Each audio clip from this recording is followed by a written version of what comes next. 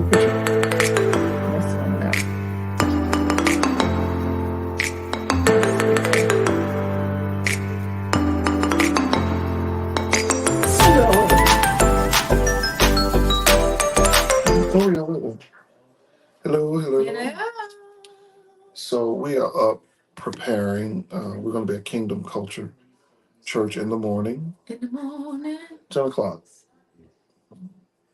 10 o'clock. Mm-hmm. And you know the address? You got the address in your phone? Look at your address. Okay. We're going to be ministering about. It's going to be good. It's going to be good. So while we were sitting here, while I was looking up the address, Kim and we just left Waffle House, and I took on a date. I wanted to impress her, so I took her to Waffle House. Cover smothered. Smother, cover, chunk, and dice. People don't know And dice. dice are the onions. So you smother it, cover, chunk, and then you put the dice on there. The dice is the onions. Oh, I didn't know what the dice was. The dice is the onions, I don't right? Or see the the dice is address, tomatoes. but No, you gotta it's go to ways. Go to ways. oh, okay. Okay. So, yeah, we'll be there in the morning. And so my wife and I was talking about some of the things that we grew up on and some of the things we grew up saying. A lot of times people think it's old folky or they feel that I hate to use the word old folky. I'm just gonna some of the I was trying to explain to Kim Mm-hmm. that a lot of the things in our culture that really made our culture unique. Yes, a lot of it was housed and couched in slavery and oppression. All right. Mm-hmm. But a lot of it, some of the things that my parents taught me, your parents taught you, like, do you say yes, ma'am, and no, ma'am? Do you say yes, sir, and no, sir? Um, those simple things open doors for me, a lot of doors for me, you know. But we've gotten to a place now that we don't value Mm-hmm. a lot of those older uh, character traits and behavior models Can I add that this? my Kind of, parents it's taught like the saying, "Don't throw the baby out with the bathwater." us. Right. There are things that should not be, Hmm. but there are a lot of good things that were taught. I put these glasses on one day, and the Mm-hmm. guy told me, he said, one of the teachers, he's such a hater. He told me something, your face too big for your glasses. No, it wasn't the kid, one of the kid. That's not true. Boy, I'm sorry. But it's like throwing the baby out with the bathwater. And Right. so there are some things that have not continued on that really we need to take a look at. We were talking about, for example, the respect for elders. You know, this notion about speaking your mind and saying what you got to say or whatever. But we've lost something there in terms of our respect and our value for our elders, for example. Okay, so if you were on the planet, if you were in America uh, this week, you saw the presidential debates. Now, Or you knew what was going on. I I'm, can't say everybody saw. I'm not going political on this at all. Mm-hmm. But one of the things I think is disrespectful is how we keep referring to one to the candidate's age. When you look at other cultures, that's both parties, Mm-hmm. Trump as well as Biden. Biden, right? Mm-hmm. We keep saying their age. But when you look at other cultures, Right. age is celebrated. It is. And It's some of so those leaders, they that is celebrated they as don't a leave office till you will them out. right. When I say will them out to the So I graveyard. asked him a very critical question. I said, but when you look at Reaganomics, I taught history for a lot of years. Mm-hmm. When Reagan ran for his second term, I think he was like he 70. was in his So he 70s. was the oldest president at the He time. did fine as a president, right? I just think we are losing our culture because we are disrespectful to our elders. We're losing key things like honor and respect.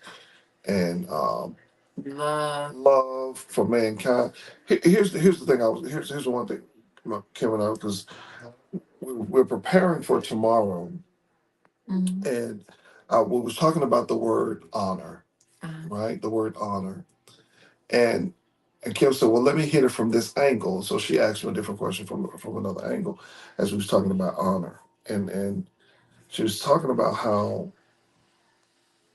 people look at that word. Now this is what we do when we're preparing, because you got so many different people listening to you. You got, because you got 25% of the audience, they're gonna like what you say no matter what, right? You got another 25% of the audience, which is 50% of the audience. They are kind of in the middle, but they can be persuaded to like you, right? You got another 25% of the audience, which is 75%. They are ignorant, and the word ignorant is not bad. just That not knowledgeable of the they're not particular topic. knowledgeable of the topic, and so you have to be really careful. You want to teach it from all angles, and Well, then people come from different places, different different spaces, places, different different backgrounds. backgrounds, and you can't assume that everybody has the same reference points. Right. So you have to think about it. So we play devil's advocate. You have to think about it from various perspectives, because you want people to have an understanding. Right. You really want people to have an understanding so growth can take place and change can take place. And then the last 25%, they ain't gonna like you no matter what. So my wife, she always played devil advocate to try to pull it apart so you can be able to answer the question if somebody asks you the question. And so she said, "Well, if you say this way," she said, "isn't that gonna sound churchy?" And I was like, "I think so, because I think." Well, I wouldn't say churchy. It was the way Churchy, that I would say it just kind of sounded just really dated. right? Maybe that's really dated. Dated, right? Yeah. And so my response to her was, "But isn't that what we're missing, right? Isn't that what we're missing?" And just to kind of give you a preview of what we're going to talk about tomorrow, the Bible says this. It says, "Husband, give honor to your wife. Give honor to her." Then it says, "Treating her as the weaker vessel." And it says she was a weaker vessel, but treating her as a weaker vessel, so that when you pray, that your prayers may not go hindered. Now, here's the point we were trying to make. So the point was, well, if you say something this way, you'll hurt their feelings. We're talking about communicating between a husband and a wife. And my wife said, I was always knowledgeable of the fact that I never wanted to hurt a person's feeling. We give them too much. We give you too much insight So you're into my. talking too much, We Johnson. give you too much insight. I think that, but I think, well, go ahead. But I wanted to say, but the point I was trying to make was, and I said, honey, I said, God don't use words like, "I don't want to hurt your feelings." He doesn't. God used words like love, honor, respect, serve. Mm-hmm. Those are the words that God used. He don't use words like, "I don't want to hurt their feelings," because in that, hurting people is couched in those terms. Mm-hmm. So I'm gonna stop right there. Just stop right there. Meet us tomorrow, 371 Hope Haven Road, Jefferson, Georgia. 371 Hope Haven Road, Jefferson, Georgia. I believe it's going to be really good. But I'm really I'm concerned. I got three young men that I'm raising. Many of you have children out there that you're raising, and I'm really concerned about our culture. And I'm talking about the African American culture right now. We were taught some lessons, man, that are they'll sustain you through life. Mm-hmm. They'll sustain you through life.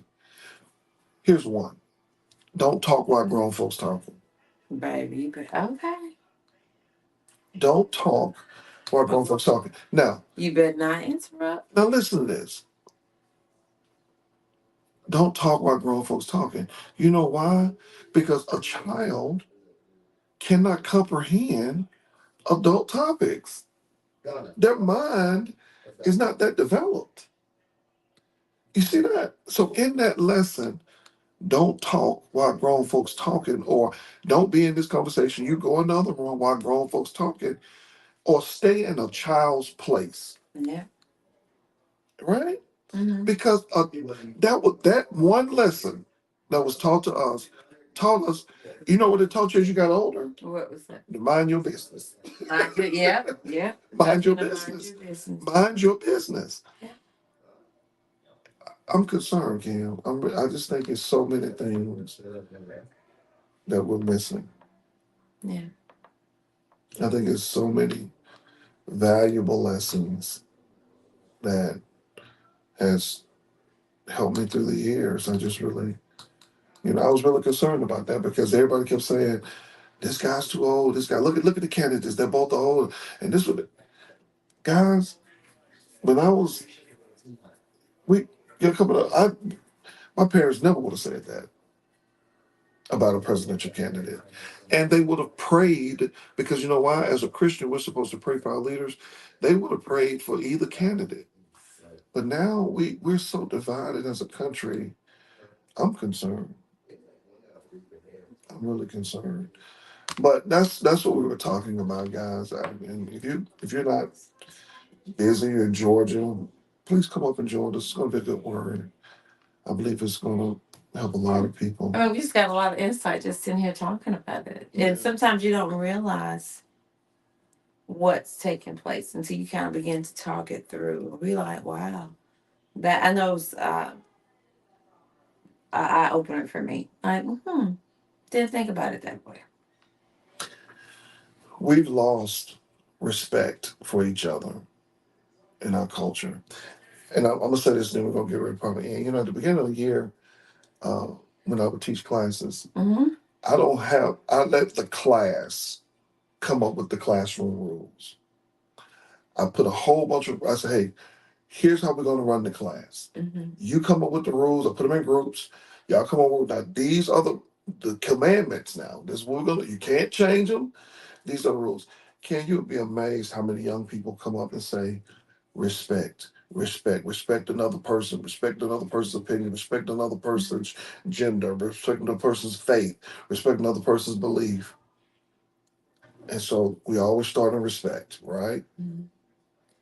But they do not understand respect. And that was part of what led us to this conversation when we were talking about communication between a husband and wife and things of that nature. And we were talking about a particular term. And I said, well, what about saying it this way? And my husband was saying, well, why not? This is the words that's used in the Bible. But long story short, that was the conversation that we got into in terms of I don't think people understand. Sometimes words get a bad rap because of how they have been used or abused. Yes. And people don't truly understand the meaning of them anymore. And I think that's important that we get back to an understanding. Because there's one thing of respect in a marriage, right? It's been really abused to a point where it's several words have, yeah. A person feel like they like that, like, well, I can't speak on it. Like it's dogmatic. I'm a dogmatic. I'm an independent person. Am I certain? I think when because of how it has sometimes been taught or abused or used, that it's got a bad rap. But in essence, it's not a bad thing. But when it has not been taught properly, Right. or it's been abused in its use, then that's what the problem is in. One of the when I remember the marriage vows used to be love, honor, and respect, obey. Oh, obey. Okay. Love, honor, and obey. And I don't remember what you read off that piece of paper at the courthouse for. Obey. What? Obey. What was on ours, baby? I Ain't no don't even. things, Did he? Lord, did he? Did he read that? No, I just like I. And I think historically there have been some things that probably taken out of context. You know what I'm saying? But you have to look at the root of a word and understand that in a relationship, everything starts in love. Yeah.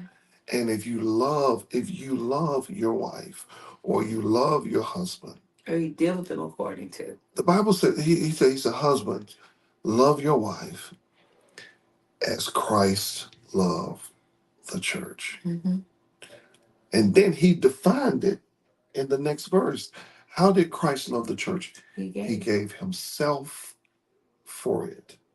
Now, in that, there's no dogmatic behavior, it's no abusive behavior, it's none of that. But then he comes around and he tells the wives, submit. And if that word submit, he's simply saying respect. That's all the word is saying. But if I'm loving you the way you're supposed to and treating you, yeah, and putting you first above everything, because that's why Christ loved the church. And respect ain't hard. Respect is not hard. It's easy. It's like hard to respect it's like a lock and key. Who isn't loving you right. It's hard, man. Who's dogging you out. It's hard when you when your opinion is not. And Kim has told me that back in the day. She said, "Honey, do you want me?" Well, she said, "Do you want?" She said, "Did you marry a robot, or did you marry a person that has a vantage point?" And in the early parts of my marriage, I wasn't taught respect the right way. I wasn't taught it the right way because I thought, this is what I say is the law. You thought it was the plate, the big plate, the big piece of chicken. I did. I really did. Mess around or something, get put in that chicken. I'm just joking. Yeah, I'm joking. Because fixing plates is a big thing in our culture. But that's not respect. That's not respect. That's not respect. That's not respect. All right. Mr. Johnson, we guys tomorrow. We gotta be up early. You gave the address already. Yeah, I'm saying it's gonna be good. It's gonna be good. We're gonna be talking with we're gonna cover a lot of different things. And I believe I believe a lot of lives are gonna be changed because it's gonna be a blessing. Yeah. It's so I'm thankful for the opportunity and the conversations that are gonna take place. So grateful. So grateful. All right, you guys. All right, guys. I hope this was a blessing for you. We didn't even tell them anything. We just really just talking. He just wanted you to see the bags under my eyes this late at night. He know I'm not a late night person. She not with he that, just picking. With that blanket on. You see that blanket she got on? You see my blanket? Because he likes to freeze me. I'm an early morning riser, so he's like, he just pressing them buttons. Now you go and press that button and tell the people good night. Good night. Good night.